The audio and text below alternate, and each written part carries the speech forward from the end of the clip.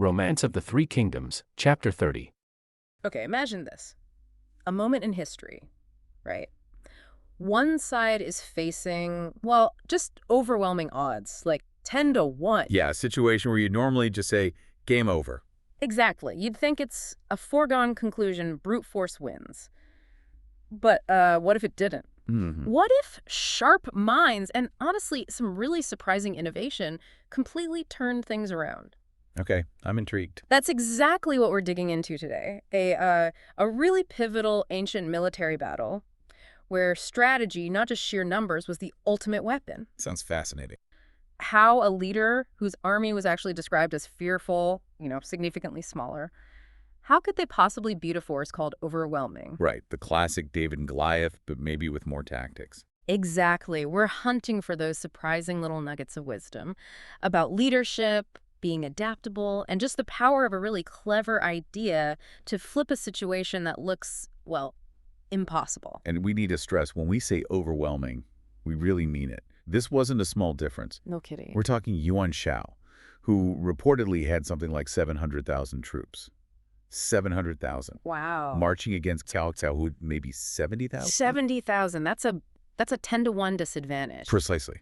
Just pause and think about that ratio. It sets up some truly monumental strategic challenges right from the get-go. So, okay, Yuan Shao has this massive army. He must have been feeling pretty confident heading towards Guan. Oh, absolutely. The text paints this incredible picture, doesn't it? Flags covering the fields, swords like a forest. Yeah. His forces apparently stretched for 30 miles? Yeah. In every direction. Total belief in his own strength. Oh. Unstoppable. And there's always a but in these stories, isn't there? Yeah, usually. And it's a big one here. Despite all that power, Yuan Shao made a critical, maybe fatal strategic error. Which was? He'd completely, utterly dismissed really valuable advice from people who knew what they were talking about. Like who? Well, first there was Tianfeng. He's writing from prison, mind you. But he warned Shao, basically, play defense, wait for the right time, don't rush into a huge war, you might regret it. Sensible advice, maybe. Seems like it. But Shao's reaction? Furious. He accuses Tianfeng of, bad-mouthing the campaign, being ominous, threatens to punish him later. Ooh, okay. Not great leadership. Anyone else? Yep. Then there's Zhu Shou. He catches Xiao at Yangwu and gives equally smart, but again, ignored advice. What did he say? He pointed out, look, your army is huge, yeah, but maybe not as brave. Cao Cao's guys, elite troops, their problem. They're short on food. The logistics. Always key. Right. So Zhu Shao advises, again, slow defense. Let Cao Cao's army wear itself out. They'll not fight, but defeat itself, he predicts. And Zhou's response? Just as bad. Angry. Dismissive. He actually throws Zhu Shou in prison, too. Plans to deal with him and Tianfeng later. Wow. So he actively punishes people, giving him potentially war-winning advice. Twice. Well, it speaks volumes about his leadership style, doesn't it? And it proved incredibly costly. It's just staggering. Why do you think he was so resistant? Was it just pure arrogance? Stubbornness? It seems like a dangerous mix of both. Maybe insecurity, too.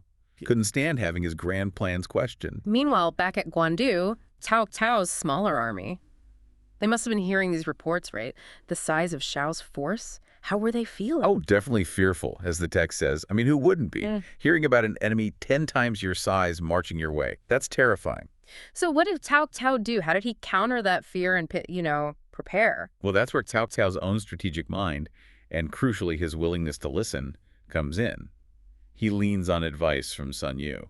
Okay, what was Sun Yu's take? Sun, you basically said, look, yes, we're outnumbered, but our soldiers are elite. Each one is worth 10 of theirs. Quality over quantity. Makes sense. But, he warns, we can't afford a long fight. We're short on provisions. Sound familiar? Yeah, Zhu Shou said the same thing to Yuan Shao. Exactly. But Cao Cao listened. Son, you argued the key was a quick battle. Get it done fast. Avoid getting starved out. And that clicked with Cao Cao. Perfectly. Match his own thinking. Play to their strengths, elite soldiers, and mitigate their weakness, limited supplies. A decisive, fast approach. Okay, so the strategies are set. Shao is ignoring advice. Cao Cao is listening. How does the first actual clash go down? Is it just immediate fighting? Well, there's a bit of verbal jousting first. The commanders trading insults. Oh, right way. Cao Cao accuses Yuan Shao of rebellion, which is kind of funny because Cao Cao himself had apparently suggested Shao for great general way back. Politics. Right. And Xiao fires back, calls Cao Cao a traitor to the Han Dynasty. Standard stuff, really. Then the fighting starts. Then the fighting starts. We get this dramatic duel. Zhang Liao versus Zhang He. Two famous warriors. Big names. They go at it for 40 to 50 rounds, the text says. No clear winner. And interestingly, Cao Cao is watching, secretly impressed by Zhang He. He's skill, even though he's the enemy. Always scouting talent. Always. Then things escalate. Xu Chu jumps in, Gao Lan joins, then Xiahou Dun and Cao Hong lead a charge with 3,000 troops. It gets chaotic. So a big messy melee. Who gets the upper hand initially? Well, this is where Yuan Shao's side actually pulls off a clever move. Shen Pei, his strategist, the same guy who later thinks up the mounds and tunnels, orchestrates this devastating trap. A trap? How? He'd set it up beforehand. 10,000 crossbowmen hidden on the flanks, 5,000 archers at the central gate, all waiting. Uh-oh. Yeah. On signal, cannon booms, they just unleash hell, volley after volley of arrows pouring into Cao Cao's charging troops. That sounds brutal. Did it work? Oh, it worked all right.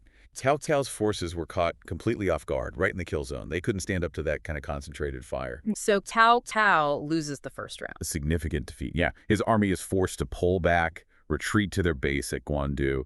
It's a big early win for Yuan Shao. Definitely shifts the momentum his way.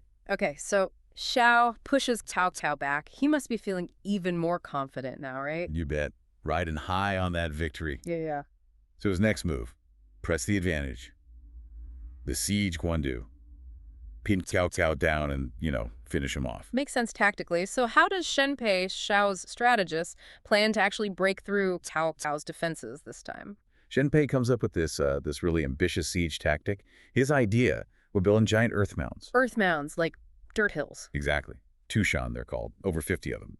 Built right in front of Cao Cao's camp. And get this, they plan to do it in just 10 days. 50 mounds in 10 days. How? Sheer manpower. Remember those 700,000 troops? Yeah. Xiao mobilizes the strong and stout soldiers, gives them iron shovels and soil baskets, and just sets them to work. A massive construction project. What was the point of the mounds? Just to get higher ground? Precisely. They were topped with high towers, Jelu. And from those towers, archers could just shoot straight down into Cao Cao's camp. Total domination of the battlefield from above. Okay, that sounds really bad for Cao Cao. How did his soldiers react when these things started going up and arrows began raining down? Oh, it was terrifying for them. The text is they were greatly feared.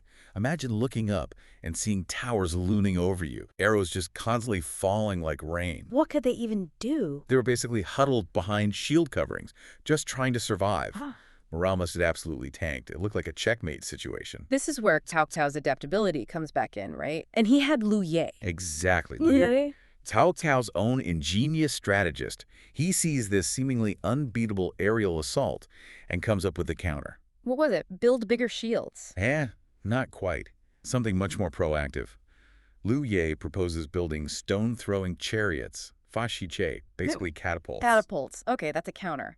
But could they build them fast enough? Under fire. This is the amazing part. They built hundreds of them overnight, inside the besieged camp. Overnight? Hundreds? How is that even possible? Incredible logistics and desperation, I guess. They positioned them strategically to target Xiao's high towers. Speed was absolutely crucial. And did they work? Like a charm. The effect was immediate, devastating. Catapulted stones flew through the air, hitting indiscriminately, causing innumerable deaths among Yuan Shao's archers on the towers. Wow. Turnabout is fair play. You could say that. Yuan Shao's own soldiers were so freaked out by these machines, they nicknamed them Pili Che.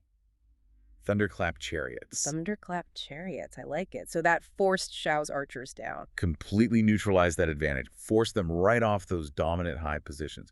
A brilliant, innovative countermeasure executed incredibly quickly. Okay, so the mounds are countered. But Yuan Shao, despite his flaws, he doesn't just give up, does he? He still has resources, still trying to win. That's right. He wasn't totally out of ideas even after that setback. Shen Pei, again, comes up with another plan to break the siege. What now? If you can't go over, maybe. Go under. Exactly. The next idea was the Digger Army. Juestian tunnels. Yep. Secretly dig underground tunnels deep down, trying to infiltrate Cao Cao's camp from beneath the earth. Sneak attack from below. Pretty clever, trying to bypass the surface defenses entirely. Did it work? Well, it was clever. But Cao had good intelligence. His scouts were vigilant. Counterintelligence. Crucial. Always. They spotted the digging activity, saw the fresh earth being moved, probably, and they reported it quickly. giving Cao Cao warning. So what was Liu Ye's counter this time? Anti-tunnels. Even simpler and arguably more ingenious. Once Cao Cao knew they were tunneling towards the camp, Liu Ye had his soldiers rapidly dig long trenches, Jianqian, all the way around the inside perimeter of their own camp. Again, done overnight. Wait, so Shao's tunnels Just ended. They dug right into Cao Cao's deep defensive trenches. Completely useless. All that effort, digging underground, totally wasted because of a simple, fast, smart countermove. That's brilliant. They didn't even have to fight the diggers, just made their work pointless. Exactly. Another example of smart adaptation and quick thinking completely nullifying a major enemy effort. Okay, this whole sequence, the mounds, the catapults, the tunnels, the trenches, it's just fascinating.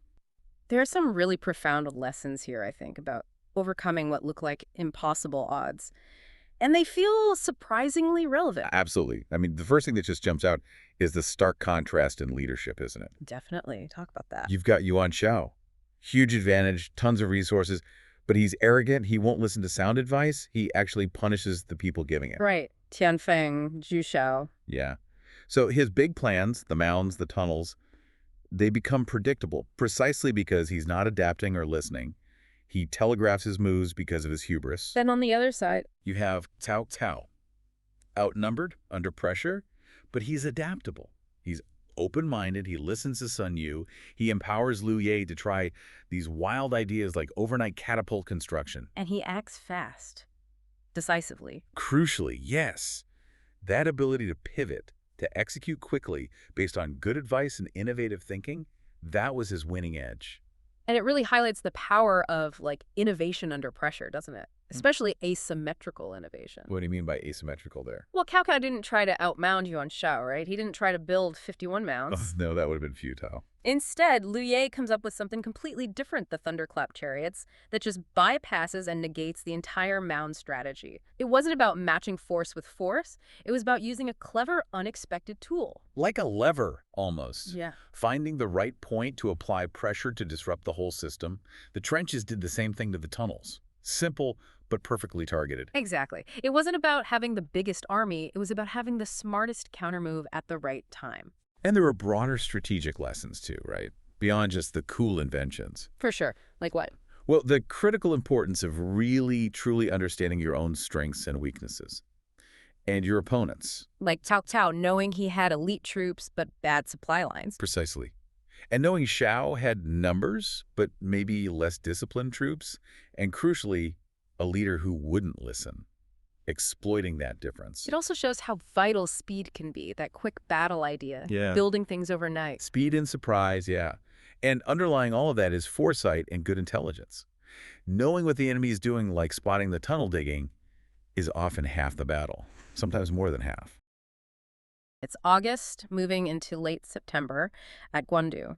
Cao Cao's army, they're in a really desperate situation. His forces are weakened, supplies are running low, dangerously low, and the thought of retreating back to Zhuchang, his capital, is very much on the table. Can you paint a picture for us? This is a commander sort of on the brink, wrestling with a huge decision. Absolutely. What's crucial here is Cao Cao's strategic dilemma. He's facing this much larger army under Yuan Shao, and his vulnerability, it's really clear in the letter he sends to his advisor, Sun Yu. He's essentially asking, should I stay or should I go? Looking for clarity, acknowledging the immense pressure. It's a classic example of a leader reaching out for honest counsel during a crisis. Right, and Sun Yu's response is just incredibly powerful. He writes back something like, Yuan Shao has gathered everyone at Guan, wanting a decisive battle with you. You, the weak, are facing the strong. If you can't control him, you'll certainly be overcome. This is the great opportunity for the empire. Exactly. Then he delivers this key line.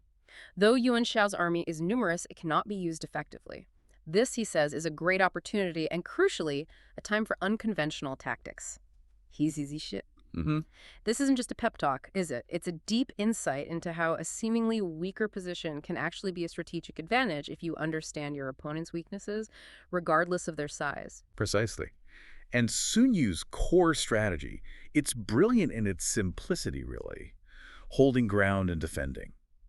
He uses this phrase, throttling their throat. It's such a vivid image. It means cutting off their vital supply lines, strangling their movement, like a chokehold, basically. Wow. He emphasizes the long-term vision, saying there must be a change if Cao Cao just holds out. It's about patience, exploiting those logistical vulnerabilities, not meeting strength head-on. And Cao Cao's reaction, the source says he greatly rejoiced. He immediately committed to holding the line, totally reinvigorated by Sun Yu's advice. Yeah, it really speaks volumes about the impact of clear, well-reasoned advice on a leader in a tough spot. Okay, so Cao Cao's resolve is solidified. The stage is set for the next crucial bit, and it hinges entirely on intelligence. Yuan Shao's army pulls back about roughly 10 miles, giving Cao Cao this vital window of opportunity. Right, a breathing space. Cao Cao sends out scouts, and Xu Huang's subordinate, Shi Huan, captures one of Yuan's scouts. And this scout reveals thousands of grain carts on the move. Now, is it just the sheer quantity that makes this critical intelligence, or is there something about how it's being transported that Xu Yun immediately spots as a vulnerability? Well, it's both, really. The quantity itself signals, a vital supply line. But Xu Yu's genius is in immediately identifying the transporter, General Han Meng, as brave but foolish. That insight, knowing the commander's weakness, lets him propose this immediate light cavalry strike. Okay. The goal isn't just to cut off their supplies, though that's key. It's also, crucially, to cause chaos, demoralization within Yuan Shao's ranks by hitting this critical exposed nerve. It's a precision strike, really, against weaknesses in both logistics and leadership. And the execution is swift, decisive. Xu Huang and Shi Huan lead the raid. Shi Huan, he just sets those several thousand grain carts ablaze, no hesitation. Exactly. Han Meng is caught completely off guard, forced to flee. It's a devastating blow, sends a very clear message across the battlefield. And the immediate impact on Yuan Shao's army must have been huge. Oh, immense. They see the fires, they hear the news. Yuan Shao desperately sends Zhang He and Gao Lan to try and intercept. Too late. Way too late. Zhang Liao and Xu Chu arrive as backup for Cao Cao's guys, ensuring Yuan's interception attempt just gets scattered. The damage is done. It's a major psychological victory for Cao Cao, too. Proves that even being the quote-unquote weaker force, he can land these critical blows. Right. And Cao Cao is, well, understandably overjoyed. He rewards his generals handsomely, and then he strategically reorganizes his camps into this horn formation, to use a... What's that exactly? It's basically a defensive setup where the camps can provide mutual support, makes them much harder to attack, harder to dislodge individually. A smart move after being on the defensive for so long. Yeah, gives him a much better defensive posture. A real boost in morale, too, I bet, after starting in such a precarious position. Okay, so Han Meng gets back to Yuan Shao's camp, tail between his legs, having lost all that grain. And Yuan Shao's reaction, pure fury. Wants to execute him right there. Yeah, standard Yuan Shao, maybe. But this is where Shen Pei steps in. He delivers this critical, incredibly prescient warning. Yeah. He basically says grain is vital for military campaigns. It must be carefully guarded. And he specifically advises defending Wuchao, the main grain storage depot. Wuchao, okay. He's flagging the single most important logistical vulnerability they have. It's like, I don't know, having your entire company's data on one server with no password, right? Yeah, good analogy. The expert's warning is crystal clear, but the leader's blind spot. Oh, God. That's even clearer. And what happens next is just astonishing, really. Yuan Shao's response is totally dismissive. He says something like, my plans are already set, and just send Shen Pei away to Ye. He essentially ignores this specific, actionable intelligence about his most vital supply lines. Yeah. It's just a profound misstep. Highlights a critical leadership flaw, doesn't it?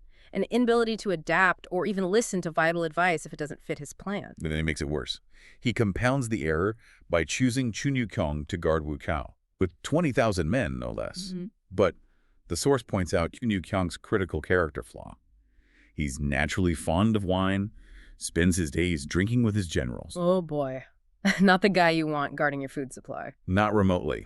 If we connect this to the bigger picture, it's a severe failure in leadership and effective delegation. Yuan Shao is putting this crucial asset, the key to his whole campaign, in the hands of someone clearly unfit. It's a ticking time bomb he basically lit himself. So as Yuan Shao is making these terrible decisions, sealing his own fate, really, across the battlefield, Cao Cao's own struggles with supplies are getting worse again. Right, the irony. His army is, once again, critically low. He sends another messenger to Sun Yu, urgently asking for resupply, but this messenger gets captured. And who captures him? None other than Zhu Yu. Now he's a fascinating character, an old friend of Cao Cao's. Yeah, they knew each other from way back. But now he's a strategist for Yuan Shao. Okay, so Xu Yu finds Cao Cao's urgent letter, revealing just how desperate his situation is. And Zhu Yu sees the opportunity immediately. He outlines this brilliant strategic proposal to Yuan Shao. He says, attack the vulnerable Xishan Cao Cao's capital while his forces are tied up and low on supplies here at Guandu. It's a devastating two-pronged attack idea. Hit him where he's weakest, force him to break the siege. Makes sense. Perfect sense strategically. But what happens next is critical. Yuan Shao's reaction, it's stunning, isn't it? It really is. He completely dismisses Yu Yu's sound advice, calls it a trick, accuses Yu Yu of being a spy because of his past ties to Cao Cao. Wow, just pride and suspicion completely overriding strategic insight. A moment of really profound misjudgment. And then the timing couldn't be worse. Right after this dismissal, Shen Pei's letter arrives from Ye. It mentions grain transport, sure, but it also exposes Yu Yu's alleged corruption back home, reveals his family members have been imprisoned. Oh man, so that just feeds Yuan Shao's paranoia. Exactly. It seems to validate his suspicion, even though it's totally unrelated to the strategic advice Yu Yu just gave. It's just this perfect storm of bad timing and a leader's inherent distrust. Yuan Shao's reaction then is explosive. He insults Yu Yu, calls him a bribed spy, threatens his life, banishes him. Just a complete meltdown. Yeah, a total overreaction, a personal attack that completely alienates this brilliant, if maybe flawed, advisor. And Yu Yu, he's despairing, even tries to commit suicide. Right, but his attendants give him some crucial advice. Abandon the darkness and embrace the light. Basically defect. Go to Cao Cao. And he does. He does. Yeah. And that small piece of encouragement, that decision to defect, it fundamentally alters the outcome of the entire battle. Because upon defecting, what does Yu Yu immediately do? He reveals the location of Yuan Shao's crucial grain supply at Wuchao and advises a swift surprise attack. The exact target Shen Pei warned Yuan Shao to protect. The very same one. And the one guarded by the unreliable, wine-loving Tun Yu Qiang. So this isn't just a defection. Zhu Yu delivers the precise intelligence Cao Cao needs to land the killing blow. Incredible. The source even ends with a poem, right? Lamenting Yuan Shao's defeat and basically blaming it on his failure to listen to Xu Yu. Directly points the finger, yeah. Cao Cao, he's in a really tough spot. A very tough spot. And the big problem, Cao Cao's army is running out of food. Supplies are critically low. You can imagine the pressure. Defeat is looking, well, pretty likely. Everything could just fall apart. And then right into this mess comes Yu Yu. The defector. Yeah, he defects from Yuan Shao's side, walks right into Cao Cao's camp. And the text says Cao Cao, who is apparently getting ready for bed, hears he's there and rushes out barefoot. Barefoot and bows to him. Yeah, he bows to Zhu Yu. I mean, why? Why would a prime minister, a warlord, greet a defector like that with such humility? Well, think about it. In that kind of warfare, a defector is gold. Pure intelligence gold. Yeah. Especially someone high up like Yu Yu, who knows the enemy's secrets. Okay. Troop movements, supplies. Weaknesses, leadership problems, everything. So Cao Cao's humility, it wasn't just, being polite to an old friend. It was smart, strategic. Showing respect to get the intel. Exactly. Making sure Yu Yu feels valued, trusted enough to spill the beans. It's a calculated move to get that lifeline. Okay, so what happens next is this. This amazing little dance is Yu. He asks about his grain supplies. Right, he bluffs. He says, oh, we've got enough for a year. And Yu just laughs. Doesn't buy it for a second. So Cao Cao tries again. Okay, 6 months then. Yu's still shaking his head. Yeah. Then maybe 3 months. Still no. And this is where it gets really good. Right. Yu gets annoyed, basically calls him out on the lies. He actually turns to leave. He almost walks out. But then he drops the bombshell. He says, I know how bad it is because I intercepted your own letter to your advisor, Sun Yu. Oof. Caught red-handed. Totally. Cao Cao's shocked, but then he kind of smiles, right? Yeah. And finally admits it. They only have about a month's worth of supplies left. And then comes that famous phrase. Let's see you, Papa. Which is like, what? Haven't you heard? All's fair in war. Or, there's no limit to deception in warfare. It's a core idea. So it's this weird moment where the truth comes out. Yeah. Through deception and being caught. Exactly. That phrase, it sums up a whole philosophy of military strategy. Deception isn't just okay, it's, well, necessary. Yeah. And this whole exchange, it wasn't just about grain levels, it was a character test. Cao Cao lies, gets caught, admits it, and explains why the rules of the game. It builds this strange kind of trust. Based on mutual cunning. Sort of. Yeah. You see Cao Cao is clever, maybe ruthless, but also willing to face facts when cornered by someone smart. It creates a bond, like, okay, we both understand how this world works. Okay, so trust established. Now what? Now Yu Zhi reveals his big idea, his audacious plan. Attack Wu Chao, Yuan Shao's main supply base. The jackpot, and he knows it's lightly guarded. The general there, Chen Chong, apparently likes his drink. Often drunk and unprepared, the text says. And Yusi makes this incredible promise. Yeah. Do this, and within 3 days, Yuan Shao's massive army just collapses. Without even fighting them directly. An amazing claim. Must have sounded almost crazy. Absolutely. Okay, now let's flip perspectives. While this is happening with Cao Cao, what's Yeah. going on back in Yuan Shao's camp? Well, it's a very different story. We meet Zhu She, one of Yuan Shao's advisors, a loyal guy. And he's worried. He sees something in the stars. Yeah, the text mentions Ha, the Tai-Bai star, probably Venus, acting weirdly, moving into certain constellations. A bad omen, astrologically speaking. Okay. And Yusho gets this gut feeling, this urgent sense that something's wrong. Specifically about Wu Chao, he feels disaster coming. So he tries to warn Yuan Shao. He rushes to warn him, but, well, this really shows the contrast in leaders. What happens? How does Yuan Shao react? Badly. Very badly. Yuan Shao is apparently drunk. He's furious that Zhu Shao is bothering him with this. He doesn't want to hear it. No. He dismisses it as basically spreading crazy rumors to scare people. Just brushes him off completely. Wow. And doesn't he punish the guard too? He does. Punishes the guard who let Zhu Shao in and then throws Zhu Shao back into confinement. It's just peak arrogance. Total blindness. That contrast is stark, isn't it? Cao Cao listening intently, Yuan Shao literally locking up the messenger. It perfectly sets up the tragedy for Yuan Shao. There's actually a poem in the text about this, about Yuan Shao's mistake. It goes something like, harmful to the ear, loyal advice is met with hatred.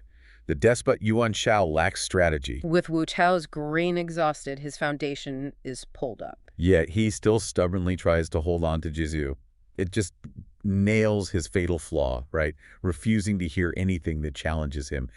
Ego over reality. Absolutely. A classic case. So back to Cao Cao.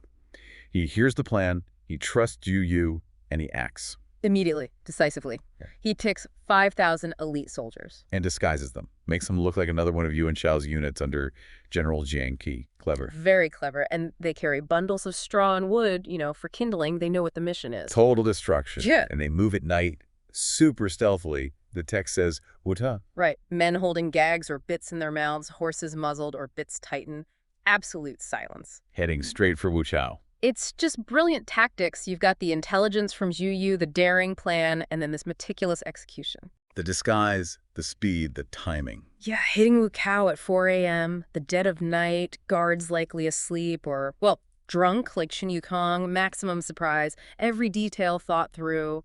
So the raid begins. What happens at Wu Chao? Chaos. Swift, brutal chaos. They arrive, they set the fires, the grain supplies just go up in flames. And Chun Yukyung, the supposedly drunken general. Caught completely flat-footed, unprepared, Cao Cao gives this fierce order to his troops. Just push forward, destroy the supplies, only fight them when they're behind you. Focus on the objective, destroy the base first. Exactly. And Qin Yutong, well, he gets captured. And his fate is pretty gruesome. Yeah, it's brutal. Cao Cao has his ears, nose, and fingers cut off, then sends him back to Yuan Shao. How's the message? A very clear, very brutal message. Okay, so we've walked through the raid, the lead up, the warnings ignored, the attack itself. Mm-hmm. What was the real fallout? What did hitting Wu Chao actually do to Yuan Shao's campaign? Oh, the impact was immense. It was the turning point. That single raid, destroying the supply base, it crippled Yuan Shao's army. Just like you predicted. Pretty much.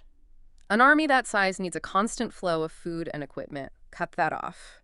And panic sets in, morale collapses. The whole thing unraveled incredibly quickly after Wu Chao. So it really was this single daring gamble that changed the whole war.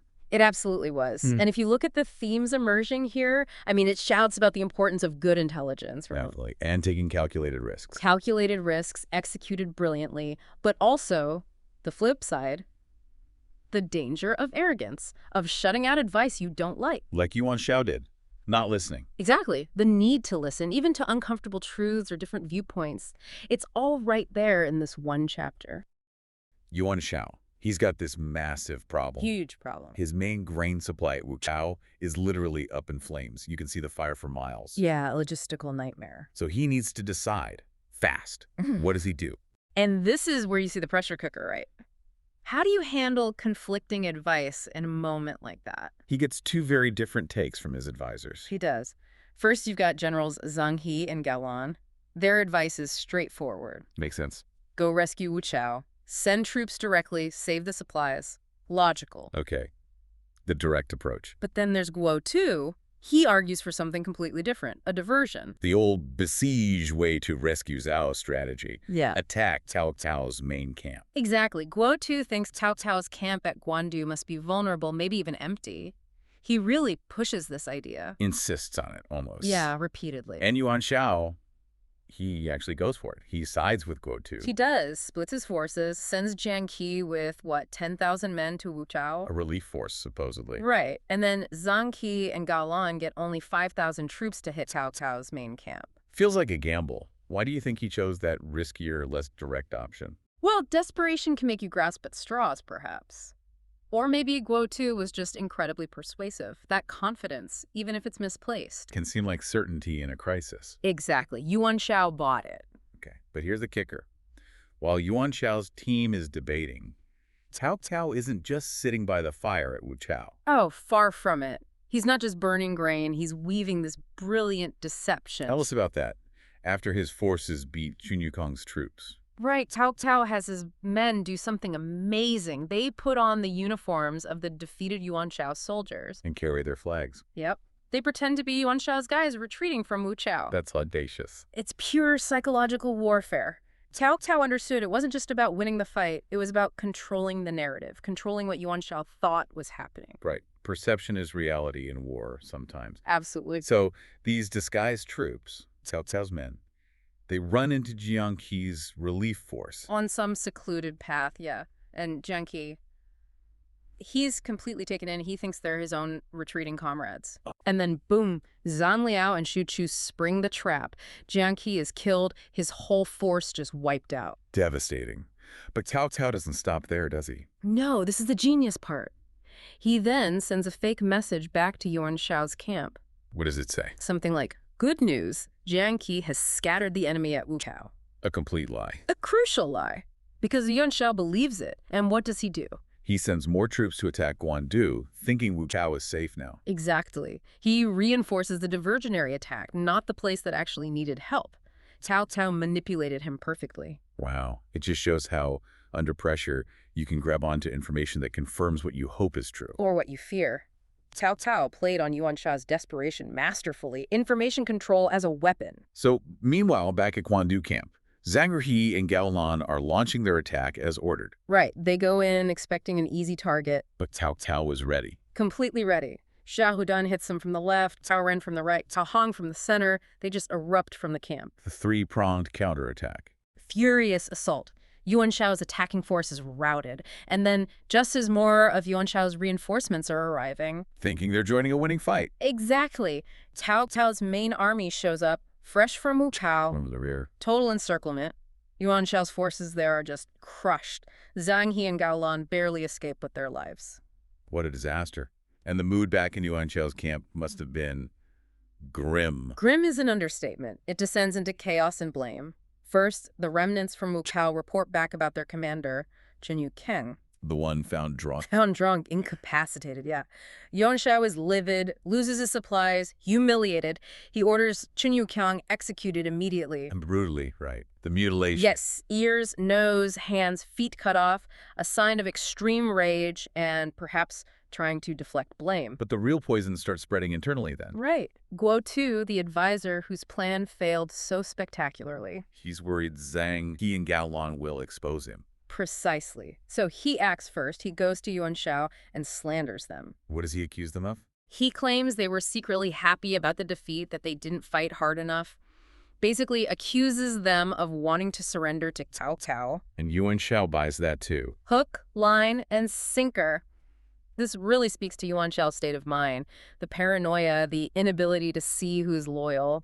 It's tragic. How often do leaders get taken in by flatterers or manipulators instead of listening to the hard truths? It's a classic leadership failing, and it costs Yuan Shao dearly here. Because the direct result is woe to, then secretly tips off Zheng He and Gao Lan. Tells him Yuan Shao plans to execute them. So when a messenger arrives summoning them back, Gao Lan doesn't hesitate. kills the messenger on the spot, declares Yuan Shao is finished, and tells Zheng He they should defect. And Zheng He agrees. Readily says he'd been thinking about it for a while, so they take their whole unit and march straight over to Cao Cao's camp. Wow. So how does Cao Cao handle that? His own general, Shehu Dun, is suspicious, right? Yeah, Shahudun urges caution. These are enemy generals, after all. But Cao Cao sees it differently. He does. He welcomes them warmly. He has this belief, that generosity can win over even uncertain hearts. And he praises them. Praises them publicly, calls them loyal men leaving a doomed cause. He compares them to White Sea leaving the Shang, Han Jin joining Liu Bang, basically legitimizing their defection as a wise, honorable choice. Smart framing. Very smart. And then instantly he gives them high ranks, generalships, marquis titles. So that's more than just welcoming them. It's a masterstroke. It sends a signal to everyone still with Yuan Shao. Come over to my side. You'll be rewarded, not punished. He's undermining Yuan Shao's army from within using magnanimity. So now Cao Cao has Zhu Yu, Zhang He, Gao Lan. Yuan Shao's command structure must be crumbling. Morale is hitting rock bottom. Yu pushes Cao Cao, press the advantage now. And Zheng He and Gao Lan volunteer to lead. They do. So Cao Cao launches another attack, a night raid, 3 prongs again, fights till dawn. It cripples Yuan Shao's remaining forces. Is that the end? Almost. Cao Cao's strategist, Shun Yu, comes up with one last brilliant deception. Another one. Yep. They spread rumors. Cao Cao is splitting his army, they say, going to attack Yuan Shao's key cities. Yan Liang cut off his retreat. And Yuan Shao. He panics. He falls for it. Again. Unbelievable. What does he do? He divides his already weakened army even further. Sends 50,000 men to Ye, another 50,000 to Liang. Leaving his main camp vulnerable. Exactly. Cao Cao learns this and launches a massive, overwhelming assault. 8 different directions at once, right into Yuan Shao's main camp. And the Yuan army Just collapses, completely demoralized. Yuan Shao himself barely gets away. How does he escape? Throws off his fancy robes, grabs his youngest son Yuan Shang, and flees with just 800 cavalry. Leaves everything behind: treasures, books, gold, silk. Everything. Cao Cao captures it all. The victory is total. Something like 80,000 of Yuan Shao's troops killed, countless more drowned trying to escape across the river. Just utter devastation. A truly decisive victory. Right. But then, after the battle, Cao Cao finds something interesting. Right? Yeah, amidst all the captured baggage and documents, they find this bundle of letters. Letters. From whom? From people in Cao Cao's own capital, even his own army, who had been secretly writing to Yuan Shao. Offering to switch sides if Yuan Shao won. Traitors, basically. Exactly. And Cao Cao's advisors are naturally like, okay, find them, execute them, make an example. The logical, maybe even expected reaction. Right. Purge the disloyal. But Cao Cao, he refuses. He does. His reasoning is fascinating. He basically says, look, Yuan Shao was so powerful, even I wasn't sure I'd survive. How can I blame others for hedging their bets? That's quite pragmatic. Extremely. And what does he do? He orders all the letters burned. On the spot. Without reading them. Without finding out who wrote them. Without looking at a single name. No investigation, no punishment. That's extraordinary for the time. Huh. Was that kind of forgiveness common, or was Cao Cao unique there? I'd say it was pretty unique on this scale, especially regarding potential treason. It shows incredible foresight. How so? He understood that creating fear and suspicion through purges would just destabilize his own rule. Burning the letters was a way to say, the past is past, let's focus on the future, united. It builds loyalty through security, not fear. Choosing stability over revenge. Powerful. Very powerful psychological move. There's one last story from the aftermath involving Zhu Shu. Ah, yes. Zhu Shu, Yuan Shao's former advisor, the one whose advice was always ignored. He'd been captured earlier and imprisoned by Yuan Shao, then captured by Cao Cao's forces after the battle. And Cao Cao actually admired him, didn't he? Greatly. Cao Cao apparently said things like, if Yuan Shao had only listened to this man, he recognized Zhu Shu's talent and offered him a position, treated him well. But Zhu Shu wouldn't switch sides. No. He remained fiercely loyal to Yuan Shao, even in defeat and captivity. He actually tried to steal a horse to escape and rejoin Yuan Shao. And Cao Cao. He was enraged by the defiance, maybe felt personally slighted after offering good treatment. He ordered Zhu Shao executed. Tragic, given the admiration. It is. But there's a coda. Even as he was dying, Jushu was apparently resolute. And Cao Cao, perhaps regretting his anger, gave him a grand funeral. Really? Buried him near the Yellow River, put up a tombstone, tomb of loyal and valiant Lord Ju. There's even a later poem praising his unwavering loyalty. It's a complex end, shows the tension between appreciating loyalty and the ruthlessness of power.